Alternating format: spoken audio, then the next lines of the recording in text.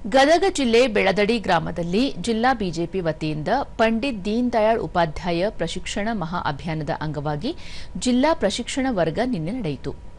ಸಂಸದ ಬಸವರಾಜ ಬೊಮ್ಮಾಯಿ ಕಾರ್ಯಕ್ರಮ ಉದ್ಘಾಟಿಸಿದರು. ಪಂಡಿತ್ ದೀನ್ ದಯಾಳ್ ಉಪಾಧ್ಯಾಯ ಅವರ ಭಾವಚಿತ್ರಕ್ಕೆ ಗಣ್ಯರು ಪುಷ್ಪನಮನ ಸಲ್ಲಿಸಿದರು. ಇದೇ ವೇಳೆ ಬಸವರಾಜ ಬೊಮ್ಮಾಯಿ ಅವರಿಗೆ ಸ್ಮರಣಿಕೆ ನೀಡಿ ಸನ್ಮಾನಿಸಲಾಯಿತು.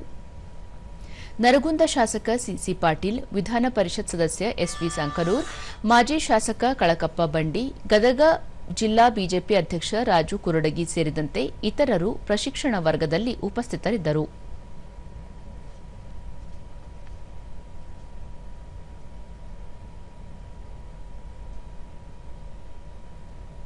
ಬಳಿಕ ಬಸವರಾಜ ಬೊಮ್ಮಾಯಿ, ರಾಜ್ಯದ 7 ಕೋಟಿ ಜನರಲ್ಲಿ ಸುಮಾರು 4 ಕೋಟಿ ಜನರಿಗೆ ಪ್ರಧಾನಿ ನರೇಂದ್ರ ಮೋದಿ ಅವರ ಕೇಂದ್ರ ಸರ್ಕಾರದ ಯೋಜನೆಗಳು ತಲುಪಿವೆ.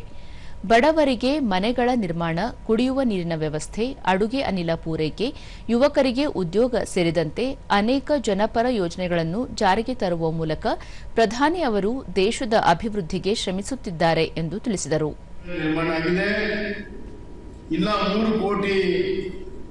ಜನರಿಗೆ ಮುಂದಿನ 3 ವರ್ಷದಲ್ಲಿ ಪ್ರಧಾನಮಂತ್ರಿ ಆವಾಸ್ ಯೋಜನೆಯಲ್ಲಿ ಮನೆ ನಿರ್ಮಾಣ ಮಾಡಲಿಕ್ಕೆ ಮಂಜೂರಾತಿಯನ್ನು ಕೊಟ್ಟಿದೆ ಕೇಂದ್ರ ಸರ್ಕಾರ.